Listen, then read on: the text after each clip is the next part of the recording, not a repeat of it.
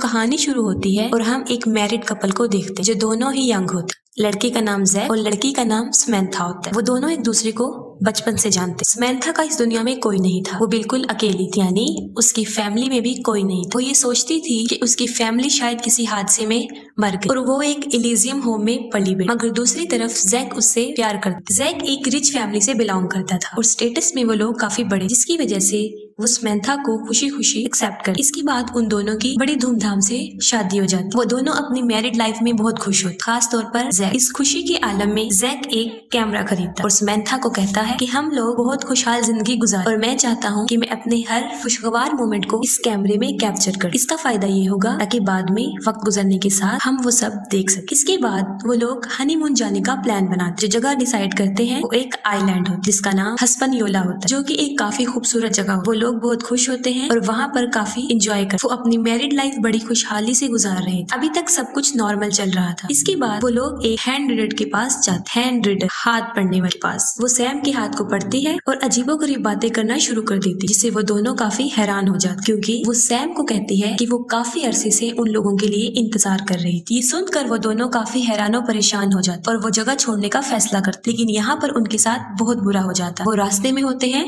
और अपना रास्ता भूल जाते और अपने होटल का रास्ता उनको याद नहीं रहता। वो लोग उस रास्ते पर चल रहे होते हैं कि अचानक एक टैक्सी वाला आकर रुकता और कहता है कि मैं आप लोगों की मदद कर सकता। वो आदमी काफी फ्रैंकली नेचर होता है। वो लोग उस आदमी का बिहेवियर देखकर काफी इम्प्रेस हो जाते। गाड़ी में ड्राइवर उन दोनों को कहता है कि मुझे लगता है कि आप लोग हनीमून पर आए, तो मैं चाहता हूँ कि मैं आपको यहाँ पर एक खूबसूरत जगह दिखाऊं और वहाँ जाकर आप यकीनन एंजॉय करेंगे। वो उनको बताता है कि आपको वहाँ पर ज्यादा देर स्टे नहीं करना पड़े, सिर्फ 20 मिनट, जिसके बदले में वो उनसे कोई चार्जेस भी नहीं लेगा। उसकी बातें सुनकर सैम इनकार कर देती, क्योंकि सैम थक चुकी होती है और आराम करना चाहती। लेकिन जैक उसको बताता है कि तुम बाद में आराम कर, हम ज्यादा अरसा वहाँ स्टे नहीं करेंगे, जैसा कि उस ड्राइवर ने कहा, सिर्फ 20 मिनट। इसके बाद हम देखते हैं वो गाड़ी वाला उनको एक खुफिया जगह पर ले जाता है। उस ड्राइवर के इरादे ठीक नहीं लग रहे होते। ऐसा लगता है कि वो उन लोगों को अगवा कर ले आए।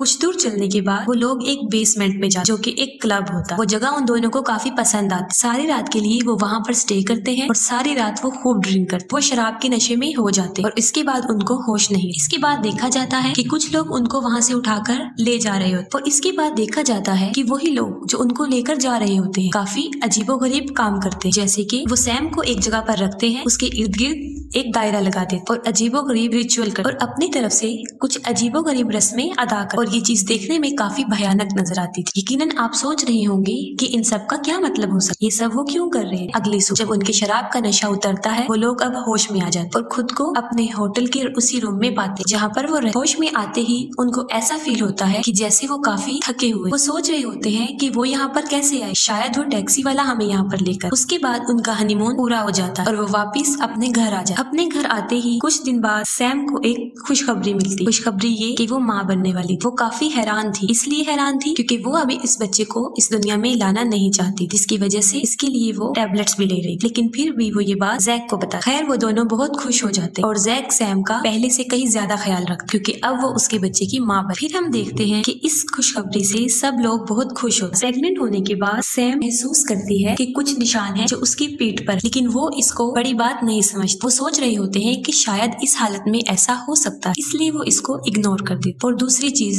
जो सैम के साथ हो रही, उसकी नाक में से कभी कभी ब्लीडिंग शुरू हो जाती। जैसे कि एक रात सैम सो रही होती है और जैक उसको सरप्राइज देना चाहता है। वो उसी कैमरे से वीडियो में उसको कैप्चर कर रहा होता है कि सैम फौरन जाग उठ और वो फौरन हड़बड़ाकर उठ जाती और जैक का हाथ काफी मजबूती से पकड़। सैम की ये हालत देखकर जैक काफी हैरान हो जाता है और काफी डर जाता है। वो सोच रहा होता है कि ये सब वो नींद की हालत में कर रहे। वो उसको काफी उठाने की कोशिश करता है। ये सब इंसिडेंट्स उसके साथ हो रहे होते हैं, लेकिन इससे भी ज्यादा भयानक जो उसके साथ हुआ, वो लोग शॉपिंग के लिए जाते। शॉपिंग मॉल में सैम खड़ी हुई। इसके बाद वो देखती है कि मीट पड़ा हुआ, अच्छा मीट। वो उसके पास जाती है और गौर से उसको देखती रहती। उसको देखते देखते थोड़ी ही देर बाद वो उसको वहीं पर उठा लेती है और सबके सामने उस गोश्त को खाना शुरू कर देती। वो इतनी बुरे तरीके से वो गोश्त खा रही थी, देखने में ऐसा लगता था कि काफी दिन से उसने कुछ खाया। उसे ऐसा करता इर्द गिर्द सब लोग देख रहे। वो लोग उसे अजीबोगरीब निगाहों से देखते हैं, क्योंकि ये काफी बुरी बात और उनके लिए डिस्टर्बेंस, क्योंकि कोई भी नॉर्मल इंसान इंसान कच्चे गोश्त को नहीं खाता और उसको खाने का मतलब कुछ और ही हो सकता। कुछ दिन बाद हम देखते हैं एक अजीबोगरीब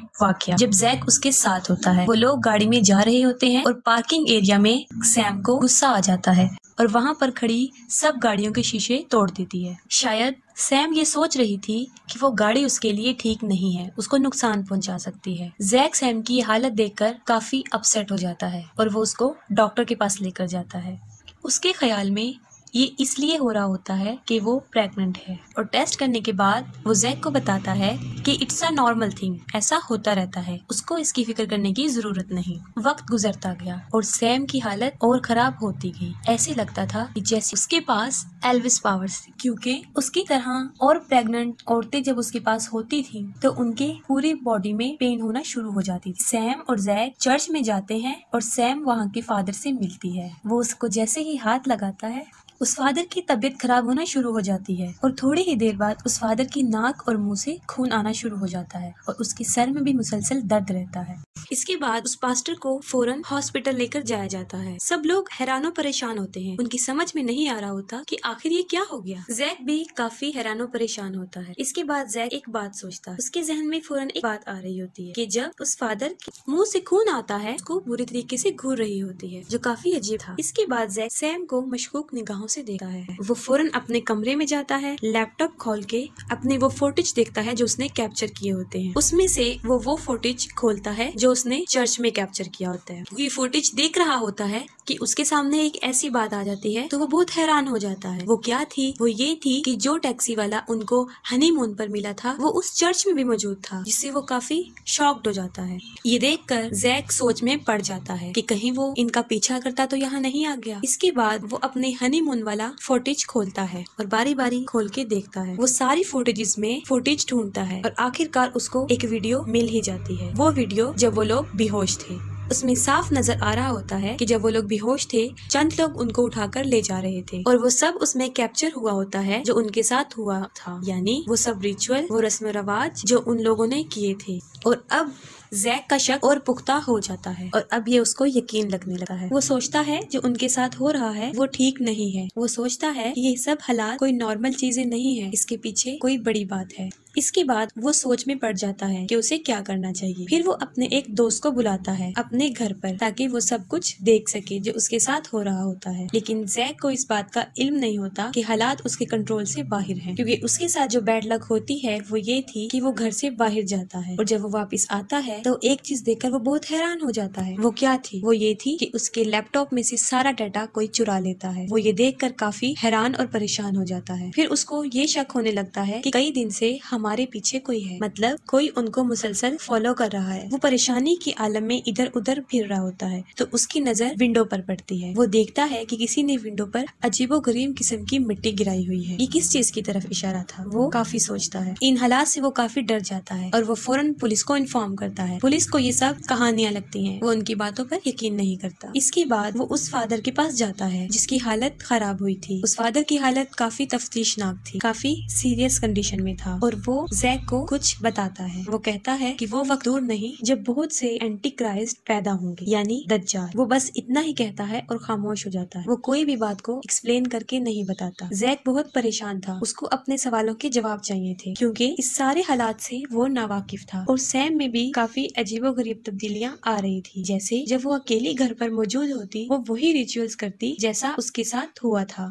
और ये सब कुछ इस बात की तरफ इशारा कर रहे थे कि अब वो अपने होश खो बैठी है। उनके घर बर्थडे पार्टी होती है और बहुत सारे गिफ्ट्स मिलते हैं। उन गिफ्ट्स में किसी ने एक बहुत खूबसूरत नाइफ सैम को गिफ्ट में दिया होता है। वो नाइफ को लेती है और दूर दराज जंगलों में निकल जाती है और वहाँ पर मौजूद जानवरों का शिकार करती है, जो काफी खतरनाक बात थी। वो उनका गोश्त काटती है और उसको खा जाती है। एक बात तो तय थी जिसको जैक भी सोचता था कि उनके घर पे कोई नजर रखे हुए है। इन हालात को देखते हुए वो अपने सारे घर में कैमरेस लगवा देते हैं ताकि उन्हें मालूम हो सके कि ये सब कुछ कौन कर रहा है। ये सब देखते देखते जैक को एक गाड़ी पर शक हो जाता है। वो गाड़ी अक्सर उनके घर के सामने खड़ी रहती थी। इसके बाद जैक अपनी बहन को बुलाता है और कहता है कि मैं जरा उस गाड़ी का पीछा कर रहा हूँ कि उसमें कौन है, तुम तब तक सैम का ख्याल रखना। उसके बाद वो उस गाड़ी का पीछा करते हुए निकल जाता है और कुछ दूर निकलने के बाद उसको एक ओल्ड हाउस जो तकरीबन काफी अरसे से बंद था नजर आता है। वो उसके अंदर चला जाता है। उस घर में दाखिल होते उसे नजर आता है कि किसी ने उन्होंने वहाँ पर वही कैमरे लगाए हुए हैं जो उनके घर में है, यानी किसी को पता है कि अंदर उन लोगों ने कैमरे लगवाए हुए हैं। अब उसको कंफर्म हो गया कि वाकई ही वो लोग उन पर नजर रखे हुए हैं। वो बहुत डर जाता है और भाग जाता है, और भागने के बाद वो सीधा अपने घर आ जाता है। घर आने के बाद वो सोचता है कि अब मुझे पुलिस को इन्फॉर्म करना चाहिए। अभी वो ये सोच रहा होता है, सैम की जोर जोर से चिल्लाने की आवाजें उसको आना शुरू हो जाती हैं।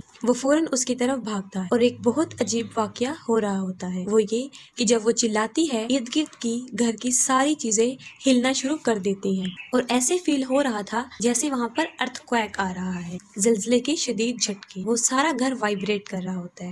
उसके बाद वो इर्द गिर्द देखता है और अपनी बहन को ढूंढता है। उसके बाद दूर पड़ी उसकी बहन की लाश उसको मिलती है, जो कि मर चुकी होती है, क्योंकि वो सैम के पास उस हालत में चली गई थी जब वो अपने रिचुअल में मसरूफ थी, और सैम ने अपने उसे जादुई पावर से मार डाला। देखने में और सुनने में ये काफी भयानक और खौफनाक नजर आता है, क्योंकि ये कोई नॉर्मल बात नहीं है कि एक शख्स के चिल्लाने से सारा घर हिल रहा था, इस कदर कि जैसे ज़लज़ले के झटके।